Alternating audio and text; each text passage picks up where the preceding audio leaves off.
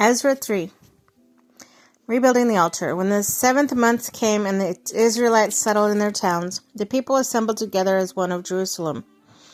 Then Joshua son of Jozadak and his fellow priests, and Zerubbabel son of Shealtiel and his associates began to build the altar of God of Israel to sacrifice burnt offerings on it, in accordance with what is written in the law of Moses, the man of God.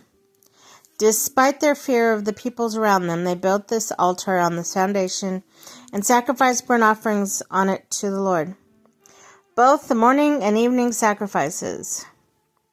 Then, in accordance with what is written, they celebrated the festival of tabernacles with the required number of burnt offerings prescribed for each day.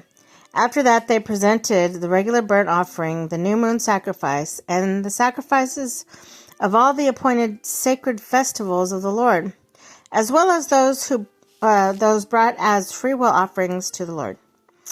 On the first day of the 7th month, they began to burn offerings to the Lord, though the foundation of the Lord's temple had not yet been laid, rebuilding the temple. Then they gave money to the masons, carpenters, and gave food and drink and olive oil to the people of Sidon, Tyre, so that they would bring cedar logs by sea from Lebanon to Joppa, as authorized by the Cyrus king of Persia. In the 2nd month of the 2nd year after they arrived at the house of God in Jerusalem, Zerubbabel son of Shealtiel, Joshua son of Jozadak, and the rest of the people, the priests, the Levites, all who had returned from the captivity to Jerusalem, began to work. They appointed Levites 20 years old and older to supervise the building of the house of the Lord.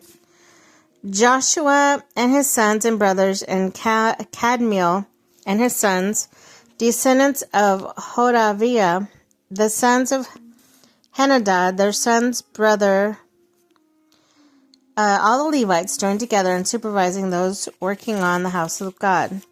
When the builders laid the foundation of the temple of the Lord, the priests in their vestments and with the trumpets, and the Levites, the son of Asaph, with cymbals, took their place to praise the Lord, as prescribed by King David of Israel. With the praise and thanksgiving they sang, "He is good. His love towards Israel endures forever." And all the people gave a great shout of praise to the Lord, because the foundation of the foundation of the house of the Lord was laid. But many of the older priests and Levites and family heads who had seen the former temple wept aloud when they saw the foundation of the temple being laid, while many others shouted for joy. No one could distinguish the shouts of joy from the sounds of weeping, because the people made so much noise, and the sound was heard far away.